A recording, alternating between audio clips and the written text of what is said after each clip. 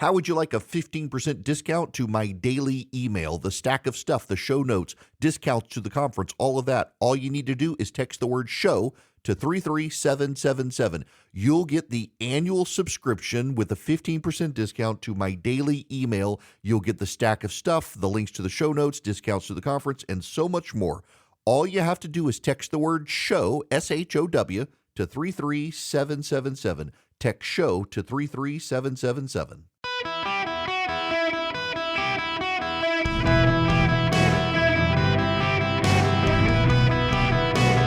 Welcome to the Eric Erickson Show podcast, Hour 1. Greetings, conversationalists. Welcome. It's Eric Erickson here across America. Delighted to have you with me from my flagship station, WSP in Atlanta, Georgia.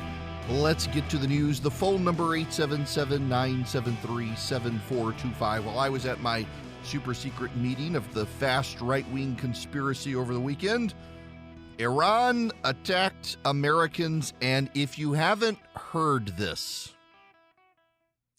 I want you to know this is not AI. This is not computer generated. This is real.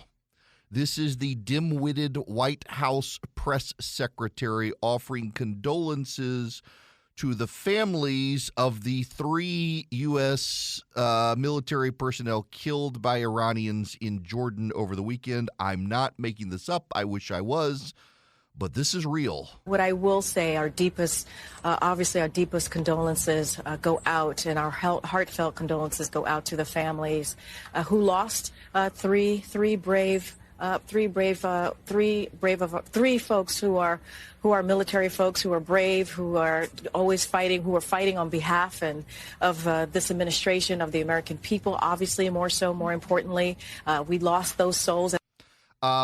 She didn't have her binder in front of it. This is her trying to wing it. That's why she has the binder. And this, the President of the United States. One last thing I want to point out that we had a tough day last night in the Middle East. We lost 3 brave souls.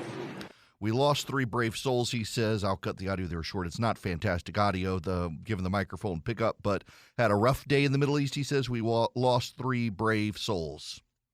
Now, the fallout on this, here is John Kirby, White House spokesman for national security.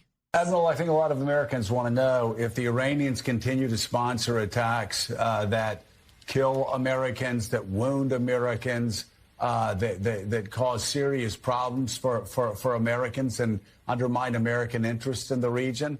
At what point do we actually go after the source of the attacks, Iran, and strike them where they are? Well, I think I certainly understand Americans' concern over these repeated attacks by groups that are backed by Iran, Joe. I'm not going to get ahead of the president or his decision space. I mean, you heard him say yesterday, we're going to respond. We'll do that.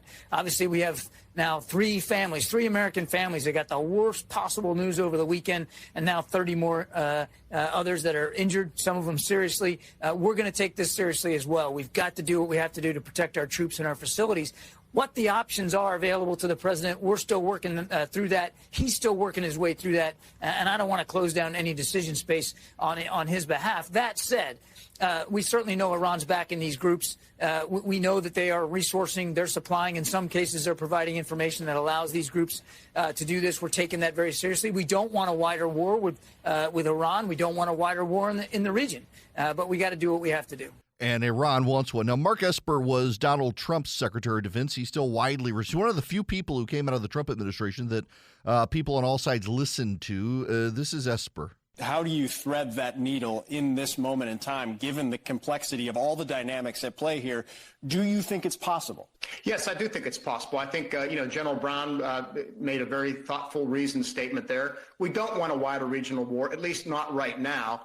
We need to be prepared. We need to get our allies on board, et cetera. But I do think it's possible to do that. Iran doesn't want a regional war either, but we have to take it to them because otherwise, look, the proxy militia groups don't care. They're not deterred in the sense that they like this conflict. It was notable that the Islamic resistance in Iraq quickly took credit for these attacks.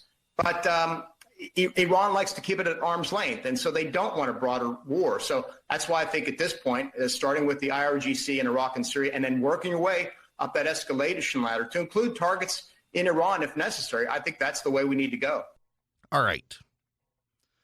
It's important you hear all of the audio as we go down this road, and you should know John Kirby is insisting that we're not looking for a war with Iran.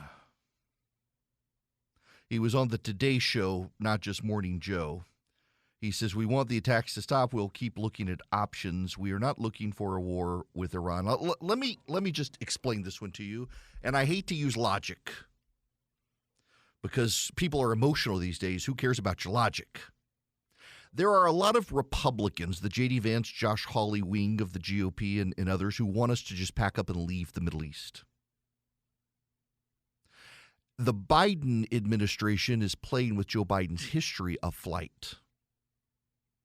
And these two forces are in concert together, deeply destabilizing. Why? Joe Biden, when he got to the U.S. Senate, one of his first things was to immediately call for the U.S. to surrender to the North Vietnamese and flee the country. And then when the American Marines were bombed in Lebanon, he immediately called for a full withdrawal from Lebanon.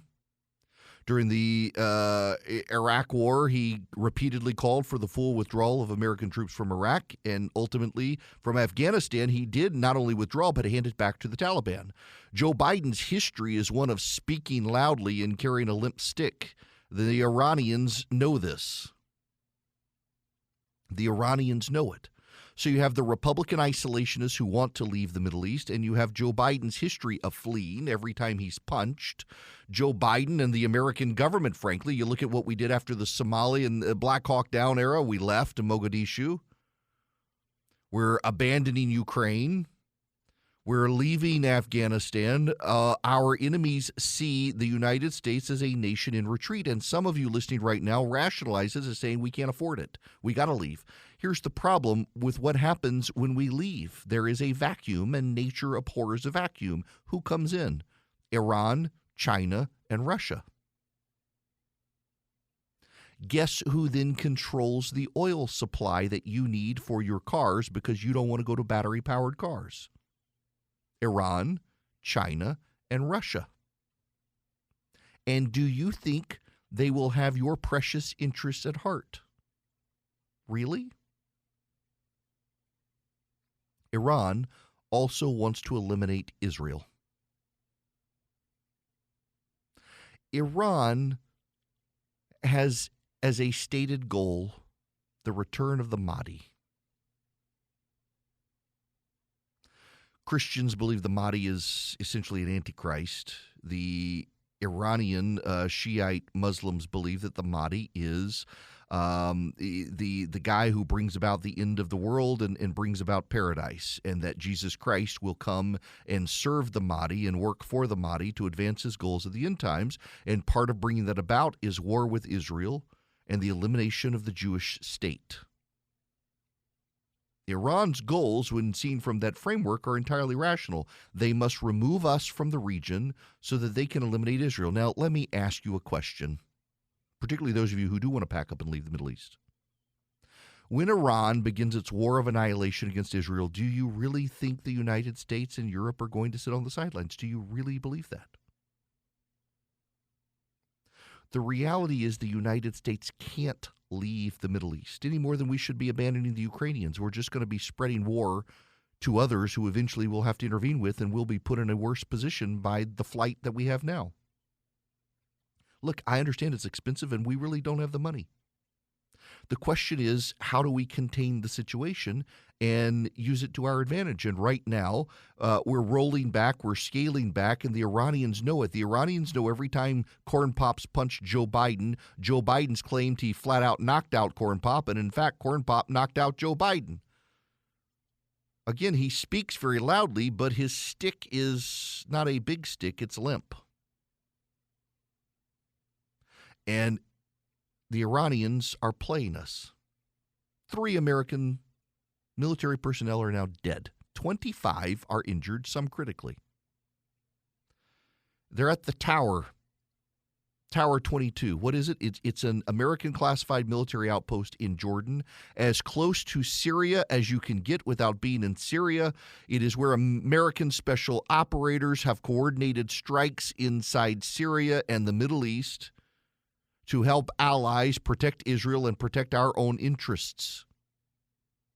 Iran targeted it successfully. The Houthi have been targeting not just U.S. military ships, but also cargo ships in the Red Sea. They've been targeting Israel. They're targeting us around the world. And Joe Biden slaps them with an empty white glove and says, tut-tut, tut-tut. That's Joe Biden's policy. It's like a Bugs Bunny cartoon. You slap them with the white glove and say, tut-tut, maybe we'll escalate to the banana peel slap. Tut-tut, tut-tut. I grew up in this part of the world. Do you know what Middle Eastern countries respond to? Brutal force. The Biden administration believes in escalating retaliatory strikes that are proportionate. If you disproportionately punch the snot out of Iran, they're going to leave you alone. They always do. That is the history of the Middle East. You will note when Donald Trump was president of the United States, he killed Qasem Soleimani. The Iranians launched a couple of rockets that blew up in the desert around a military installation, and that was that. Now they're escalating more and more. They're advancing more and more. They're killing our soldiers. Tut-tutting and slapping is not actually going to get them to stop. It's going to get them to escalate further. The Iranians are testing, they're probing, and all they see is weakness in return. We have to show strength. We have to show something other than a dementia-addled old man in charge. The Americans, this can't wait for a new president. This can't wait for Trump or anyone else. This has to happen now. Our defense personnel, led by our president of the United States, needs to pound the snot out of Iran, and they will back down. There will be riots, and there will be protests, and there will be hysteria on MSNBC of, oh my gosh, we're escalating, we're going to war. You punch them hard. Iran has a history of backing down. This administration can't fathom it, can't process it, doesn't want to process it. Is led by weak men. Weak men who are so desperate to keep us from an escalating conflict, they're actually escalating the conflict. Y'all, we got to hit them hard. We don't have to bomb Iran like the senators want. It's very interesting to watch some of the Trump supporters come out. John Cornyn, Tom Cotton, Lindsey Graham, and others have all come out with actually bombing Iran. They're like, oh, that's why they're all supporting Nikki Haley. All these people have endorsed Donald Trump. They've all endorsed Donald Trump. They want to hit Iran. I don't know that you necessarily have to hit Iran, but you have to hit Iranian interests, and you have to hit them and obliterate them. You have to wipe those interests out for Iran to get the message. But right now, Iran knows the history of Joe Biden is to walk away, and Iran is trying to convince Joe Biden to walk away from the Middle East so that they can begin the elimination of the Israeli state. If Joe Biden walks away from the Middle East, there will be a great war in the Middle East that will involve us. We still have military bases in the Middle East. We're not giving up. If Joe Biden doesn't punch Iran back hard, more American service members are going to die as Iran continues to escalate to try to convince Joe Biden to walk away. So we either punch back hard now, or we do see a widespread outbreak of war in the Middle East. You want to stop the war that could come? You pound the snot out of Iranian interests and show them we're not going anywhere. The problem is Joe Biden has never done that. He fled Afghanistan and handed that place back to the Taliban. Every time a foreign policy crisis has come, Joe Biden's position has been to retreat. Iran knows, and that's why they're killing our soldiers and sailors in the Middle East. Hello, America. The phone number, should you wish to be on the program, 877-973-7425. The border is becoming a serious national security issue. So, I was at the super secret meeting of the vast right-wing conspiracy this weekend and received a briefing from a member of Congress. Do you know where the people crossing the border are coming from outside of Central and South America? Most of them come from Central and South America. Do you want to know the number one country outside of Central and South America, where they're coming from? It's a country you may have heard of called Afghanistan. And then there's China. They found Iranians. Last week, 3 Syrians were detained. They have Iraqis, people from Tajikistan, Kyrgyzstan, Uzbekistan, Turkmenistan. Those are all former Soviet republics near China, Muslim territories. The people from Algeria, Azerbaijan. Lots of people from the Middle East, Yemenis. They detained 3 people on the from Syria. They have found someone who was on the terror watch list who crossed the border from Somalia. The border is a national security issue, and members of Congress that I spoke to this weekend said we need to stop talking about the border as an immigration issue, because it's not an immigration issue. The border is not an immigration issue.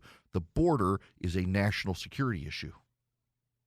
And we need to stop talking about this comprehensive immigration reform premised on the border when the border is a national security issue. That Joe Biden is trying to make it a immigration issue is going to drive people crazy, and it's going to get a lot of us killed. And the FBI is starting to warn Congress that we have a huge problem on our hands, that red lights are going off all over the place and red flags are popping up everywhere. Given what's happened at the border, it is a huge issue. The terrorists may already be here, and it's happening on Joe Biden's watch. On my watch, I want you to go to Stamps.com. You can save yourself some money. I've been using Stamps.com on and off for 20 years.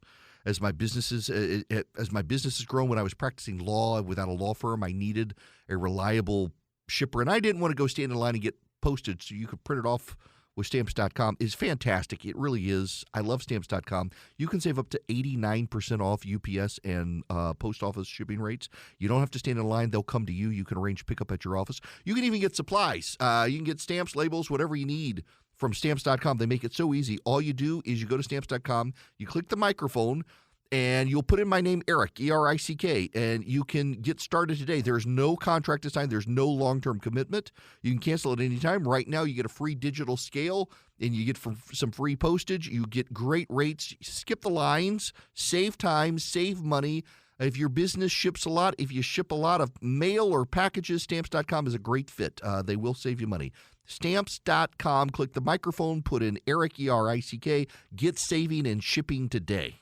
Breaking news, the IRS contractor Chaz Littlejohn, who leaked confidential taxpayer returns, including Donald Trump's and Jeff Bezos, to ProPublica, has been sentenced to 5 years in prison. Now, there's a lot of conservatives are saying, well, it should have been more than that, it should have been more than that, it should have been more than that. There's a problem, is that a lot of his returns leaked and were outside the statute of limitations, so they couldn't actually be included in the trial. And there's actually, I'm kind of stunned that the maximum sentencing is 5 years for something like this. He got the maximum. But 5 years in prison, good, at least. He will also pay a $5,000 fine. And what's so interesting is that he refused to acknowledge that what he did was bad until obviously he gets to trial. He's like, oh, I'm so sorry. I'm repentant. No, clearly you're not. 5 years. He claimed that he committed the offense, quote, out of a deep moral belief that the American people had a right to know the information and sharing it was the only way to effect change. Well, he can go think about that for 5 years in prison now. Good. All right. To the phones. Jerry, you're going to be up first today. Welcome to the show. How are you? I'm doing great. Big fan of yours. Been listening to you for a long time. Thank you. I was listening to what you were saying earlier, and I believe that and I've got two parts to this. I believe that what's going on at the border ties to the Middle East, only because of what's been coming in. Especially with China, Russia, and a lot of Middle Easterners.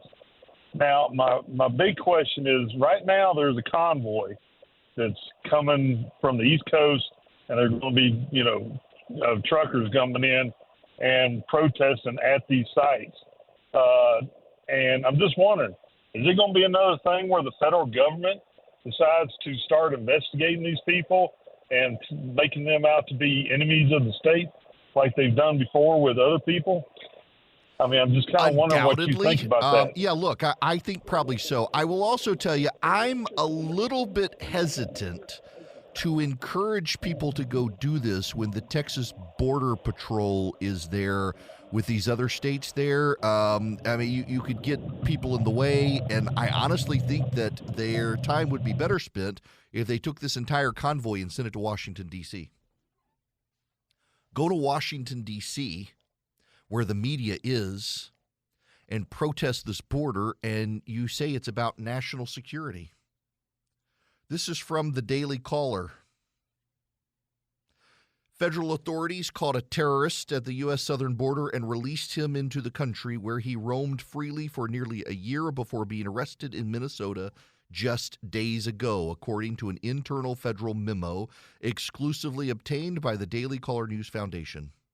The unnamed individual, who the memo only identifies as a member of the Somali terror group al-Shabaab, was released shortly after being caught illegally crossing the southern border near San Ysidro, California on March 13, 2023, according to the memo, which the DCNF, the Daily Caller News Foundation, is not publishing in order to protect the identity of a confidential source.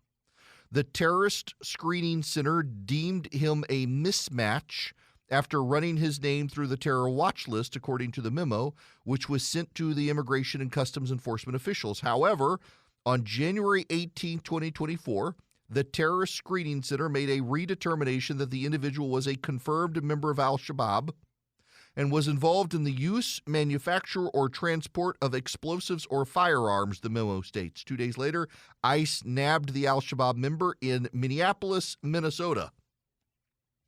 Border Patrol caught 172 terror watch list suspects attempting to enter the U.S. illegally during fiscal year 2023. Former Homeland Security officials say the constant deluge of illegal immigrants hitting the southern border is making it easier for bad actors to slip into the country. Many within the Biden administration, including Secretary Mayorkas, have repeatedly assured us that the vetting process at the border is comprehensive and complete. John Fabricatore, a retired ICE field director who sits on the National Immigration Center for Enforcement's board, told the Daily Caller. However, we continue to witness alarming instances where terrorists are able to freely roam the U.S. for months after being released at the border because their criminal and terror histories come to light, before their criminal terror histories come to light. Now, did y'all hear this audio that came out over the weekend of Ilhan Omar, who is of Somali descent and represents Minneapolis in Congress? jawaabteedu waxay ahayd dowladda Mareykanka waxay ka qabanaysaa wixii annaga aan dhahno dowladda Mareykanka ka qabo waa kalsoonidaas inaan isku qabno annaga Soomaali haddii aan nahay wadankan annaga ku nool. Yeah, you can't understand her, can you? She's speaking her native tongue. Essentially says that she wants to bend America to Somalia's will. She wants the United States to push for what Somalia wants. She is essentially saying that her primary job is pushing Somali interests in the United States government. That's Ilhan Omar. The U.S. government will do what we want, nothing else. They must follow our orders. This is how we safeguard the interests of Somalia. And meanwhile, there is a Somali terrorist roaming free who was let out by ICE. The border is not an immigration issue. The border is a national security issue.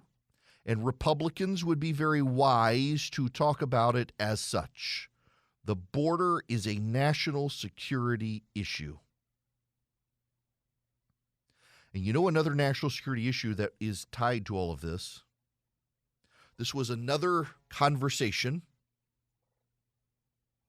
over the weekend about the fiscal cliff that's coming in this country. The fiscal cliff is going to be very bad, and it is headed this way. What is the fiscal cliff? The fiscal cliff is the debt ceiling payments coming due, or the debt payments coming due, service on the debt, combined with the end of the Trump tax cuts, combined with increases in Social Security, Medicare, Medicaid spending. As we have more retirees in this country than we have workers in this country, we have massive payments to service the debt coming due. And we have the Trump tax cuts. Now, Democrats, progressives will say, well, wait a second. When the tax cuts expire in 2025, that'll boost revenue to the country. Except what they are obfuscating, dancing around, and refuse to acknowledge is what was one of the things that happened in the Trump tax cuts? Corporate tax reduction. What happened with that corporate tax reduction? Y'all all remember getting that $1,000 bonus from so many companies that Nancy Pelosi said was chump change at the time? A lot of companies repatriated funds from abroad, brought it back into this country, paid taxes on it at a lower rate, paid bonuses, reinvested in the American economy.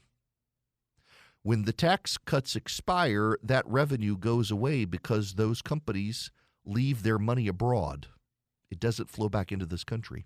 So tax revenue actually goes down. It's counterintuitive, I know, and Democrats prey on that counterintuitive nature of it to claim that revenue will obviously go up when actually revenue will go down because companies will not repatriate the money. So you'll have a regression in tax payments to the government. You'll have massive tax payments on the debt. You'll have to refinance national debt. You'll have increased payments on Social Security, Medicare, and Medicaid because we'll have more people retired than working in 2025. It's coming. That's going to profoundly alter the federal budget. It's going to profoundly alter what we as a nation can do, what we can pay.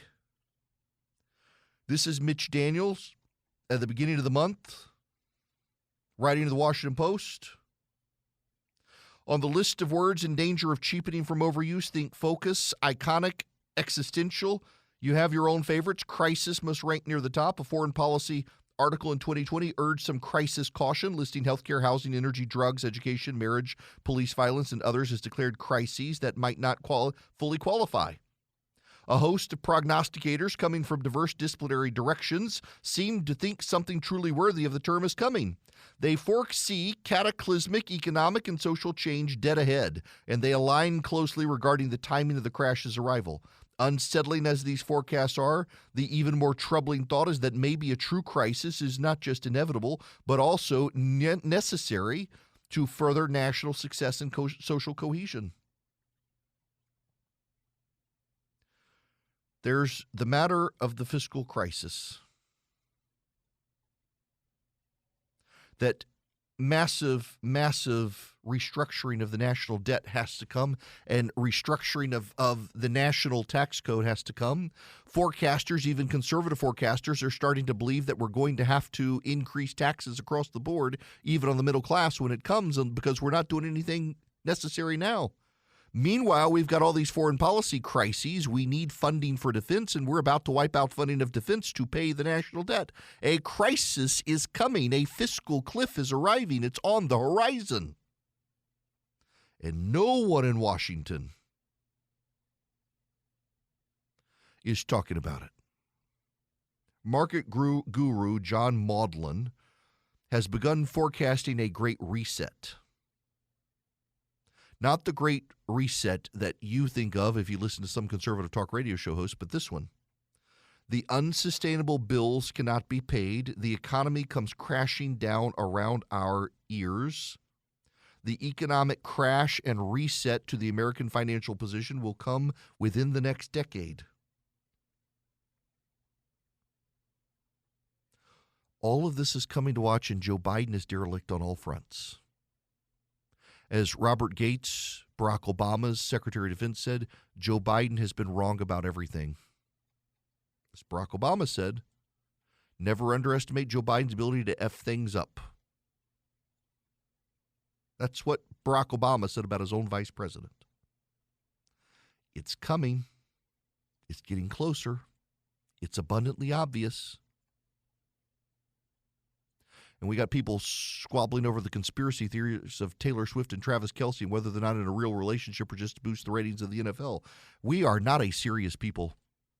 And serious reality is headed our way. The light you see is not the end of the tunnel, but a fast approaching train. And our president prefers to speak loudly and carry a limp stick when he encounters all sorts of crises around the world. These are dangerous times, and if these are the adults in the room, the adults look just like clowns.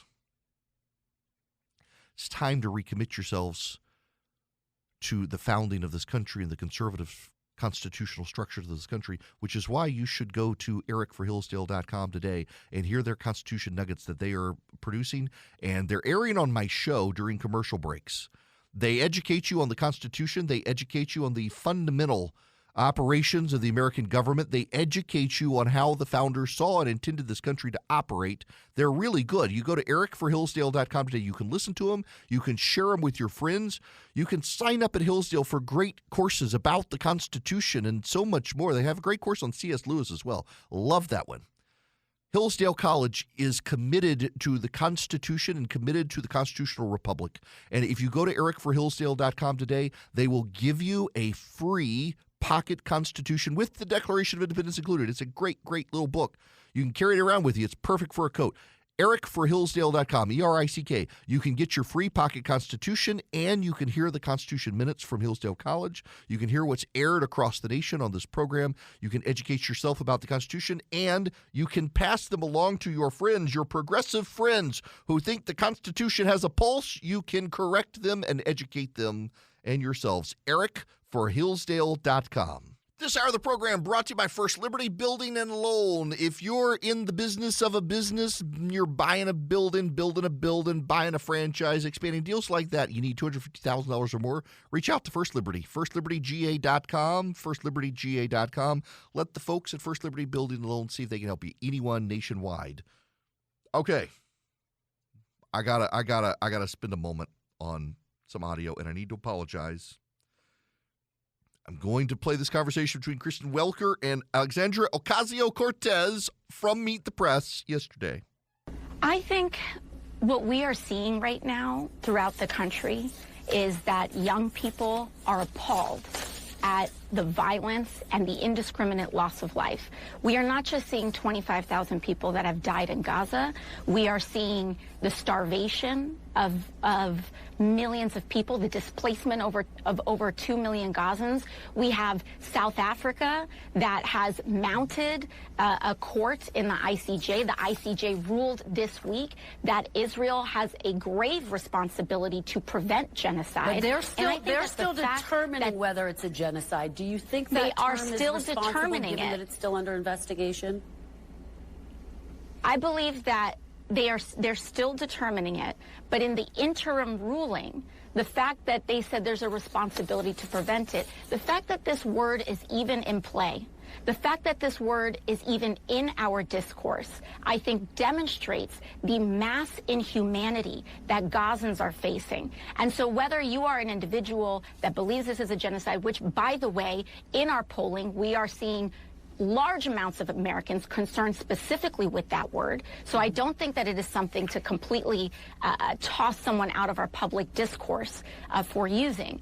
But I think what we are seeing here is that the Netanyahu government has lost public support and that we have a responsibility to protect the human rights and the humanity of Gazans and hostages alike in the area. So The Wall Street Journal has a massive report out today. The UN, UNRWA, that's the Palestinian Refugee Authority for the United Nations. It's kind of interesting. The United Nations has a refugee authority and a separate one just for the Palestinians. The U.S., Australia, Great Britain, and others have stopped funding because it turns out that some of their employees were Hamas operatives. The United Nations said it was just a few bad apples. Turns out it was 1,200 employees of the UN refugee program for Palestine, for the Palestinians, United Nations Relief and Works Agency for Palestinian Refugees, UNRWA. 1,200 of them worked for Hamas and Islamic Jihad. So the United States has decided to stop funding it because so many of the employees are actual terrorists. And Alexandria Ocasio-Cortez and the squad are outraged. Follow along with me in this logic here. A few police officers in Minneapolis killed George Floyd. And the squad wants every police department in America defunded. 1,200 UN personnel turn out to be actual literal terrorists, and we defund them, and the squad wants us to restore the funding. The squad, the progressive members of the House of Representatives, want to defund American police departments and fund terror cells around the world. Is it any wonder they're committed to open borders knowing terrorists are streaming across the border? These people look at the United States as an illegitimate, oppressive regime and are perfectly happy to see it come undone. That's what's going on here. The squad hates America. They see the potential for an America that they can love, but it is an America that is neutered, an America that is collapsed, and an America that is oppressed by terror regimes around the world. Only then will they love this country. You know, I say you can't look at the Democrats as our enemies. You got to love your neighbors. But you also do have to acknowledge that some of them actually do want to eliminate the United States, and AOC seems to be one of them.